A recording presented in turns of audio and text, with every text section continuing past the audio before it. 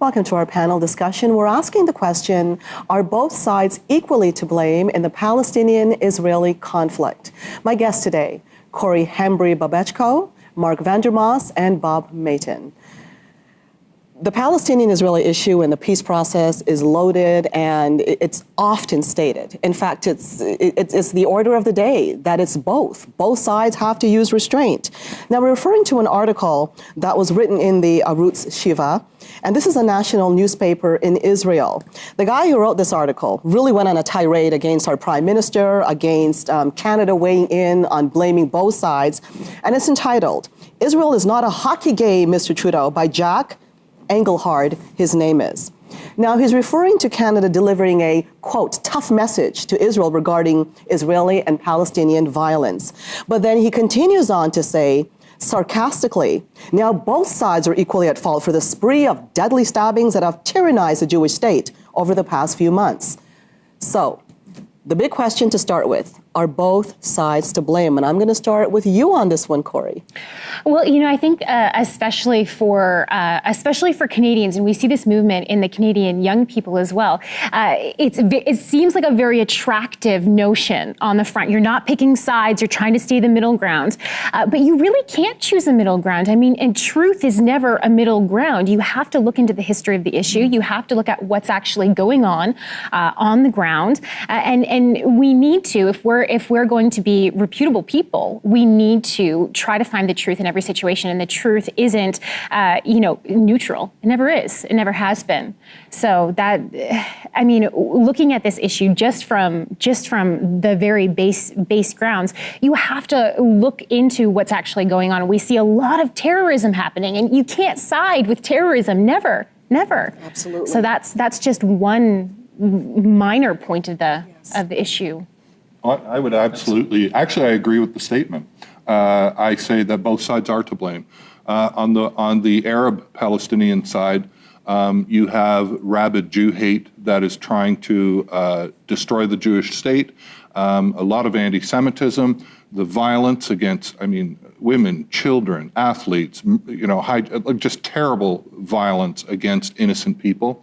And on the Israeli side, they are partly to blame as well, because instead of holding up their land title deed from the Mandate for Palestine, in which the entire world, including Canada, said that the land west of the Jordan River was for the Jewish people and that they could live there and rebuild their communities, instead of doing that, they instead live in fear and say things like, well, we really want peace, but we don't have a peace partner. Or, well, Jews are really nice people and we contribute a lot to the world. That's true. We need the land for defense. Well, that may be true.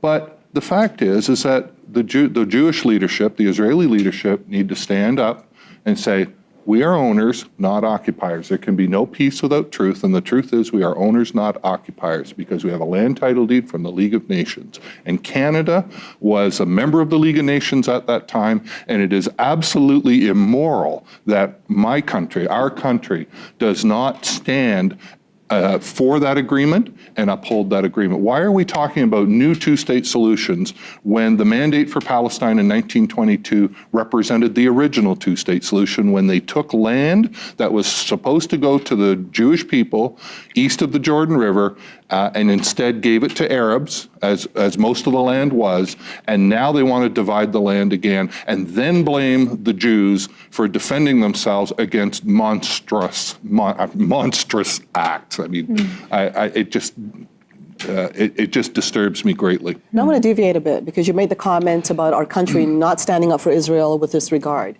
Now, Trudeau has been very explicit in the news, they've quoted him, about saying he supports Israel. Even in Parliament, there was, and we'll be discussing this on another panel, about the anti-BDS vote, and they finally went along with that vote, and we are supporters of Israel. There's no ifs, buts, or in between. But yet, you do have these nuances, and I'd like to hear what you think about it, because you're saying that he's not a supporter, he's saying he is, the media says he is. What is your view on that? Well, the fact is that as much as I appreciated Mr. Harper's stand, the former Prime Minister's stand for Israel, the fact remains is that during the entire tenure of his government, the Foreign Affairs website still condemned Israel for an supposedly illegal occupation and referred to settlements. And he had many years to change that. And that policy hasn't been changed. So officially, according to the Canadian Foreign Affairs website, Canada does not recognize the decisions that we supported in 1922 as part of the League of Nations. So it needs to change. I hope that Mr. Trudeau would change that, but I'd be very surprised if he did, because Harper had the chance and didn't. And I think it's a question of morality, of Canadian values. We were part of the whole world. We made promises to the Jewish people. We helped give the Jewish people back their homeland. And now when the world is trying to take it away from them, we're doing what? Are we standing with them and saying, no, they're owners, not occupiers? Bob? Yeah, the Conservatives, who are the previous government, have a very strong, very principled position on Israel and have done a lot to support the Prime Minister and Israel, this particular government in Israel, through a very, very difficult process. When there's a jihad going on, when the Israelis are being attacked in the streets, Jews are being attacked specifically in the streets and being knifed by Palestinians. If you go on YouTube and look at some of the videos of these things, we don't really hear too much about it, but there are series after series after series of knifing attacks taking place that we very rarely hear about. The Liberals are in a difficult position because they're a very pragmatic party. Their principles are to be pragmatic. That's basically what they're about. And they're caught on the horns of a dilemma because a lot of their support came from Muslims across the country. They're a major reason why they were elected. And so they're caught in a real dilemma. They also have the issue of Obama to deal with. Obama, who, along with the Russians, is trying to remove the Golan Heights from the jurisdiction of Israel and give it to Syria. Well, the other question is who they're going to give it to in Syria is another question. But the Liberals have been prevaricating. They've been going back and forth on this issue. They've taken a position that they support Israel, but they're not very strong on that conviction, and I think they need to get stronger. Yes, before we close, there's also something that people, that resonates with Canadians. We don't like to see people suffering. And let's face it, the Palestinian people are suffering. And this is something not often addressed, but we also need to ask ourselves, as Corey mentioned earlier on, why? Why are they suffering? A lot of people don't understand how Hamas actually uses its own people as human shields. They will launch a rocket from a populated area deliberately. They'll launch from hospitals, from schools, put their weapons there, because the agenda is to have Israel fire back, to rack up deaths in the Palestinian areas in order for the world to see, to continue this hate fest against Israel and this propaganda that's going on. That's right. Now, for us to wrap our heads around human shields, that's something that in our culture we don't get. No. So it's easy when we see these numbers. Why is Israel killing all these people in the Palestinian lands?